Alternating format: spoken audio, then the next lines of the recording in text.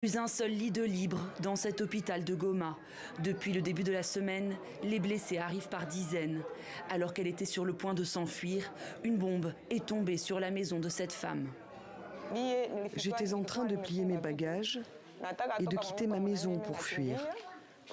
Au moment de fermer la porte, j'ai senti quelque chose tomber sur mon bras. J'ai crié à l'aide. Des amis m'ont amené au dispensaire et j'ai ensuite été transférée à Goma. Ils sont des dizaines de milliers à fuir les bombardements à Saké, une ville voisine à 20 km seulement de Goma. Les combats s'intensifient dans le Nord Kivu, en proie depuis 2 ans à la rébellion du M23. Vendredi, le ministre de la Défense, Jean-Pierre Bemba, s'est rendu sur place pour afficher son soutien aux forces armées de la RDC.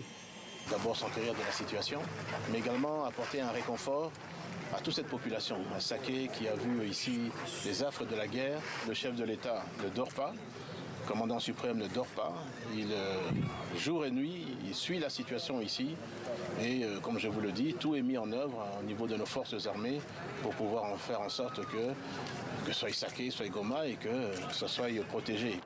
L'armée congolaise tente sans grand succès depuis 2 ans de reconquérir les vastes pans de territoire occupés par la rébellion. Le ministre de la Défense n'est resté que quelques heures dans la région.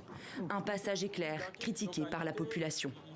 C'est comme un non-événement parce qu'il était sur place, mais les rebelles n'ont pas cessé effectivement de s'attaquer aux forces régulières. Les autorités ne nous considèrent pas et ne nous prennent pas au sérieux.